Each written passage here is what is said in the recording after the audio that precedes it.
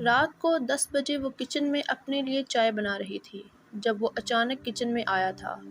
ویسے وہ اس گھر کا مرد تھا جو کچن میں قدم رکھنا بھی توہین سمجھتا تھا، لیکن پتہ نہیں اس وقت کیسے آ گیا۔ کیا کر رہی ہو تم؟ چائے بنا رہی ہوں، اس نے روکھے انداز میں جواب دیا۔ اتنی رات کو کیوں جاگ رہی ہو تم؟ سو جاؤ، وہ حکم دینے والے انداز میں بولا۔ اس گھر میں لڑکیوں کا رات دیر تک جاگنا بھی جرم تھا۔ کیا یہ بھی تمہارے آغا جان کا حکم ہے؟ نہیں، یہ میرا حکم ہے۔ اگر یہ آغا جان کا حکم ہے تو میں نہیں مانوں گی، اور اگر تمہارا حکم ہے تو بالکل بھی نہیں مانوں گی۔ وہ مسکراتے ہوئے اسے غصہ دلانے کی کوشش کر رہی تھی، اور وہ حسب توقع غصے سے لال ہو گیا۔ اسے غصہ جلدی آتا تھا۔ بکواس بند کرو، جب کہہ دیا جا کے سو جاؤ تو سو جاؤ، تو بحث کیوں کر رہی ہو تم؟ میری مرضی، میں جب چاہو سوؤں۔ تم کون ہوتے ہو حکم چلانے والے؟ وہ چلا اٹھی۔ پھر سے تم؟ آپ بولا کرو مجھے۔ وہ غصے سے ٹھنڈی سانس لے کر رہ گئی۔ میں جا رہا ہوں، 2 منٹ بعد تم کمرے میں دفع ہو جانا۔ وہ کچن کے دروازے پر گیا اور اچانک کچھ یاد آنے پر واپس مڑا۔ تمہارا دوپٹہ کہاں ہے؟ میرا دوپٹہ کمرے میں ہے۔ اگر دوپٹوں کا زیادہ شوق ہے تو خود پہن لو۔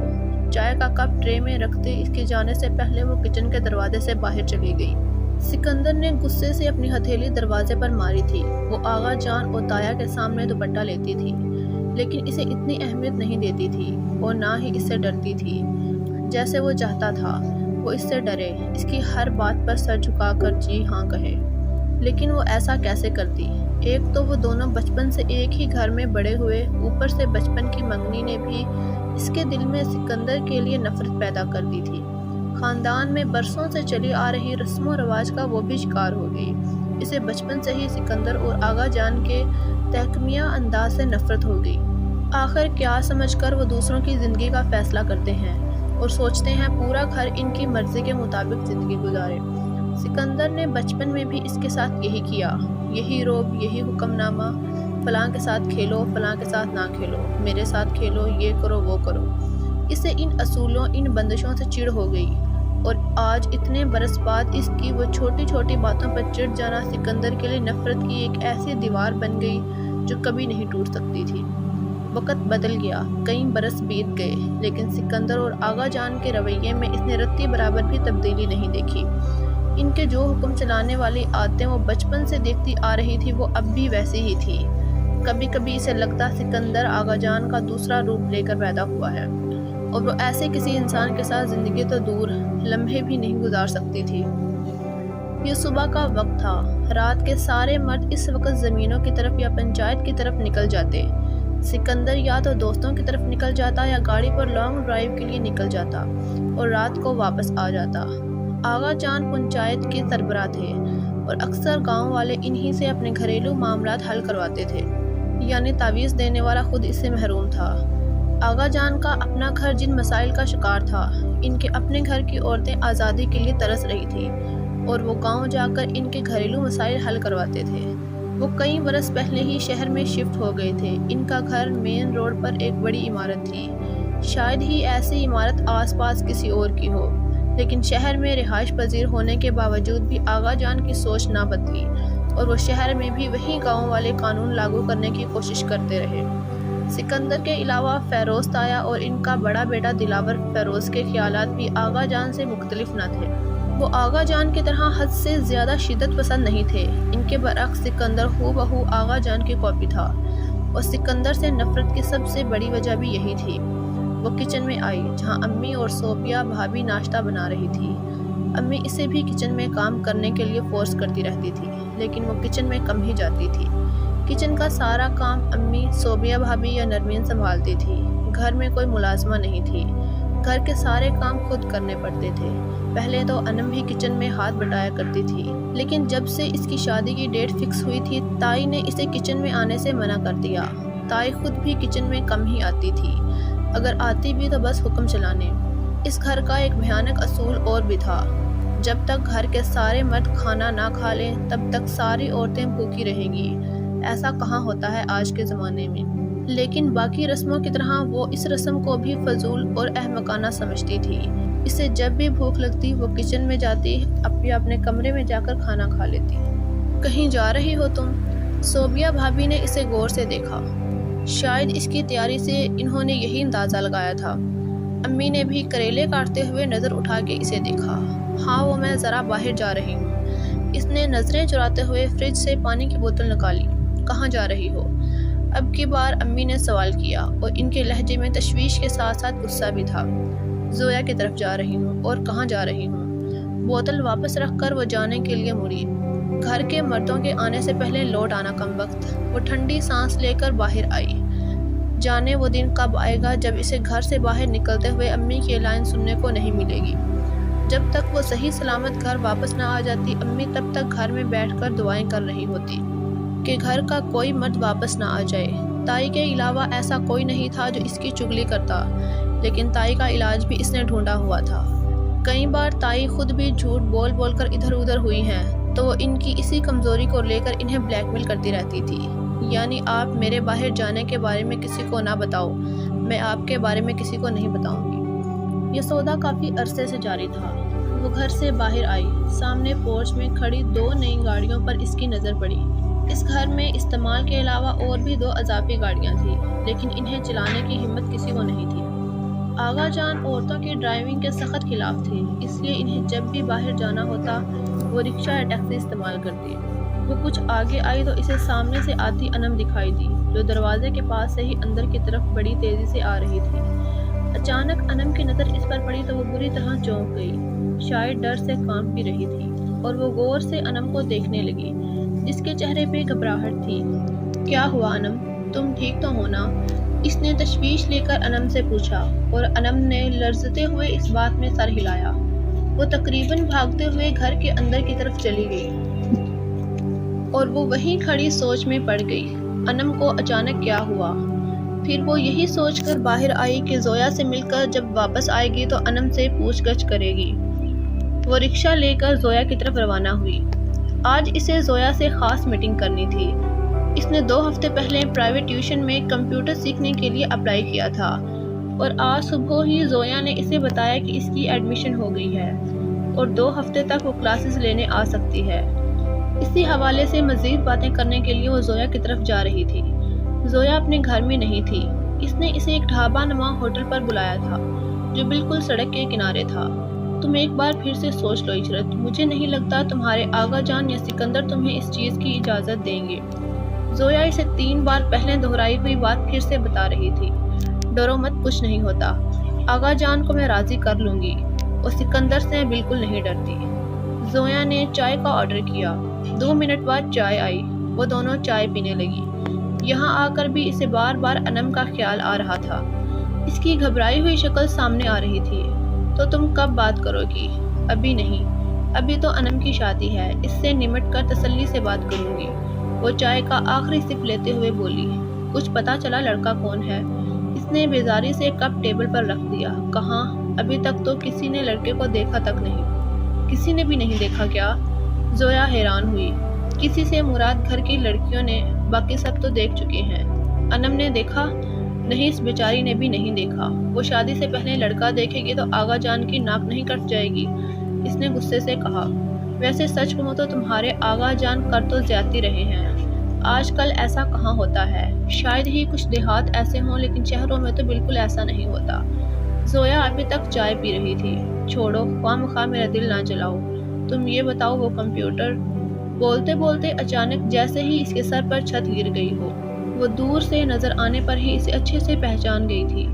وہ سکندر تھا۔ وہ اسے دیکھ چکا تھا، اور اب اس کی طرف غصے سے آ رہا تھا۔ زویا نے تو کچھ سیکنڈز بعد اسے دیکھا تھا، اور وہ بھی اس کی طرح شاک تھی۔ اسے ڈر نہیں لگ رہا تھا، لیکن اسے اچانک وہاں دیکھ کر وہ کافی صدمے میں آئی تھی۔ تم یہاں کیا کر رہے ہو؟ وہ اس کے سر پر پہنچ کر زور سے دھاڑا۔ وہ دونوں گھبرا کر کھڑی ہوئی۔ وہ حیرت کے مارے اس کی آواز بھی نہیں نکل رہی تھی۔ اس سے پہلے وہ کوئی جواب سوچتی، سکندر نے اس کا ہاتھ پکڑا اور کھینچتے ہوئے اسے ڈھابہ نما ہوٹل سے باہر لے گیا۔ لوگوں کو دیکھنے کے لیے مفت کا تماشا مل گیا تھا۔ سکندر نے گاڑی کا دروازہ کھول کر اسے دھکا دیا تھا۔ وہ اندر جا گری۔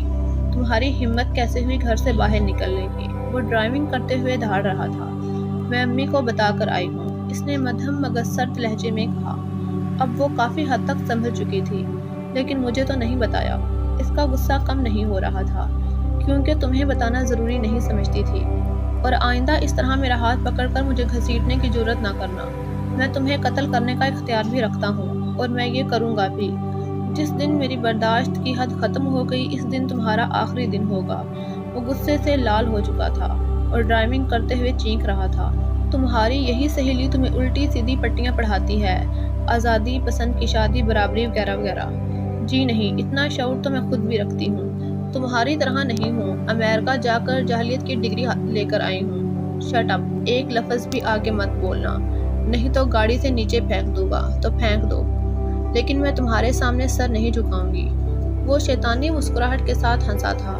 یہ تو وقت بتائے گا، بس کچھ دن اور انتظار کر لو، پھر تمہارا سر، تمہاری آنکھیں، سب کچھ میرے سامنے جھکی ہوں گی، تب سارے حساب برابر کروں گا میں۔ وہ گھر پہنچ چکے تھے۔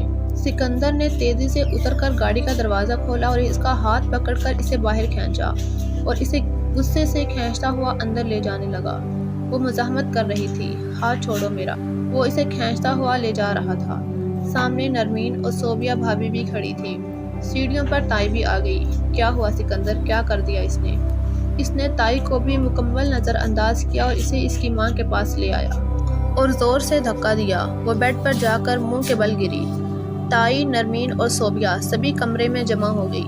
سنبھالیں اپنی بیٹی کو، آئندہ اگر مجھے گھر سے باہر نظر آئے تو اس کی ٹانگیں توڑ دوں گا، اس نے غصے سے سعدیہ بیگم سے کہا اور باہر نکل گیا۔ خدا کا خوف کرو سعدیہ، سنبھال کر رکھو بیٹی کو، ہاتھ سے نکلتی جا رہی ہے۔ عظمیٰ تائی بھی اماں کو سنا کر چلی گئی۔ امی نے بھی اسے 2-4 تھپڑ لگائے تھے۔ وہ ویسے ہی اوندھے منہ پڑی رہی۔ جانے کیوں اسے رونا آ رہا تھا، اپنی بے بسی پر اور لوگوں کی بے حسی پر۔ کاش وہ اتنے مجبور نہ ہوتے یا پھر آغا جان کے رحم و کرم پر نہ ہوتے۔ 1 گھنٹے تک وہ ویسے ہی اوندھے منہ پڑی رہی اور سسکیاں لیتی رہی۔ کمرے میں کوئی نہیں آیا اور اس 1 گھنٹے میں سکندر سے نفرت کا لیول ہائی ہو چکا تھا۔ جب جانے اسے کیا خیال آیا، وہ تیزی سے اٹھی اور آنسو رگڑ کر کمرے سے باہر نکلی اور سکندر کے کمرے میں پہنچ گئی۔ وہ سکون سے بیڈ پر پاؤں پھیلا کے لیپ ٹاپ دیکھ رہا تھا اور یوں تیزی سے دروازہ کھلنے اور اسے کمرے میں دیکھ کر وہ بری طرح چونک گیا۔ اسے نہیں یاد وہ کبھی اس کے کمرے میں آئی ہو۔ اپنی زندگی کی سب سے بڑی خوش فہمی سے باہر نکلو سکندر فیروز، وہ اس کے پاس کھڑی ہو کر چلا رہی تھی۔ میں یا تو مر جاؤں گی یا پھر بغاوت کر جاؤں گی، لیکن تم سے شادی کبھی نہیں کروں گی۔ یہی 2 جملے بولنے وہ یہاں آئی تھی اور بول کر اسی تیزی سے باہر نکلی۔ سامنے تائی آتی دکھائی دی۔ اس کے ہاتھ میں کوئی کھانے کی ڈش تھی۔ سکندر ابھی تک اس کے کمرے میں آنے اور کہے گئے جملوں پر گم سم سا ہو کر کھڑا تھا۔ تم یہاں کیا کرنے آئی ہو؟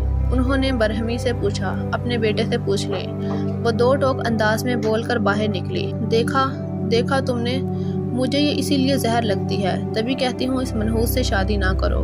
تائی غصے سے سکندر کے پاس آئی۔ ایک بار شادی ہو جانے دیں امی، پھر دیکھتا ہوں یہ کیسے نہیں سدھرتی۔ وہ کسی سوچ میں گم سم بولا، کیا اس سے شادی کرنا ضروری ہے؟ ایک سے بڑھ کر ایک لڑکی ہے تمہارے لیے، یہ میری ضد ہے امی، دیکھتا ہوں کیسے نہیں کرتی مجھ سے شادی۔ دل کی بھڑاس نکال کر وہ چھت پر ٹھنڈی ہوا لینے چلی گئی اور 2 گھنٹے تک وہیں بیٹھی سوچوں میں گم رہی۔ دل کی جلن کافی حد تک کم ہو چکی تھی، اب وہ پرسکون تھی۔ اسے نہیں معلوم اس کے باہر جانے اور ہوٹل میں زویا سے ملنے والی خبر آغا جان تک کیسے پہنچی، لیکن جب صوبیہ بھابھی اسے چھت پر بلانے آئی کہ آغا جان تمہیں بلا رہے ہیں، تب اسے سچ میں گھبراہٹ ہوئی۔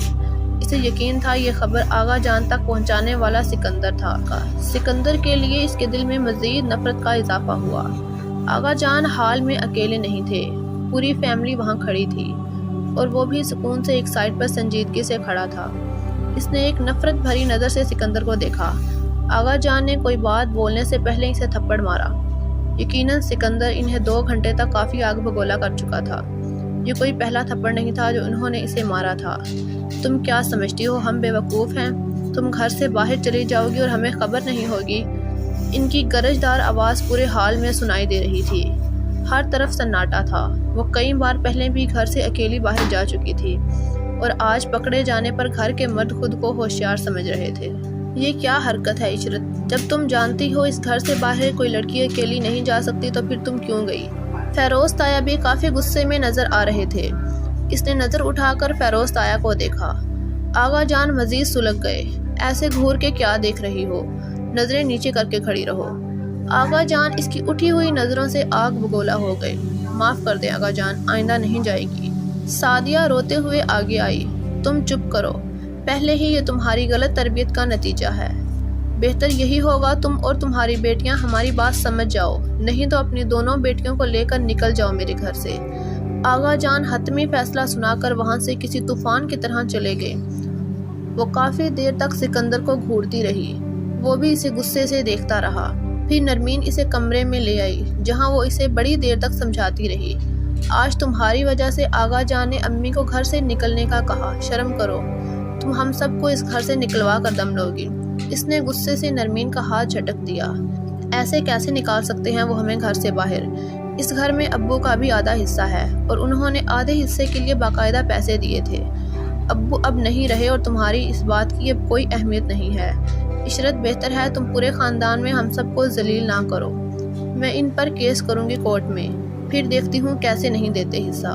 نرمین منہ کھول کر حیرت سے اسے دیکھنے لگی۔ دماغ تو نہیں خراب تمہارا؟ یہ کیا احمقانہ باتیں کر رہی ہو؟ تم بس دیکھ لینا کیا کرتی ہوں میں ان کے ساتھ، وہ ایک خطرناک ارادے سے بولی۔ نرمین کو یقین نہیں تھا وہ ایسا کچھ کرے گی۔ گھر میں شادی کا ماحول تھا۔ انم کی شادی کی تاریخ رکھی جا چکی تھی۔ دور دراز کی کچھ عورتوں کی آمد بھی گھر میں ہو چکی تھی۔ خاندان کے مردوں کو گھر کے اندر آنے کی اجازت نہیں تھی۔ ان کے لیے گیسٹ ہاؤس میں علیحدہ انتظام تھا۔ اس حالیہ سین سے باہر نکلی تو اسے انم کا خیال آیا، جانے وہ اس دن اتنی گھبرائی ہوئی کیوں تھی، اور یہی بات جاننے کے لیے وہ اس سے ملنے جا رہی تھی۔ لیکن ملنے سے پہلے اس نے تصدیق کرنا ضروری سمجھا۔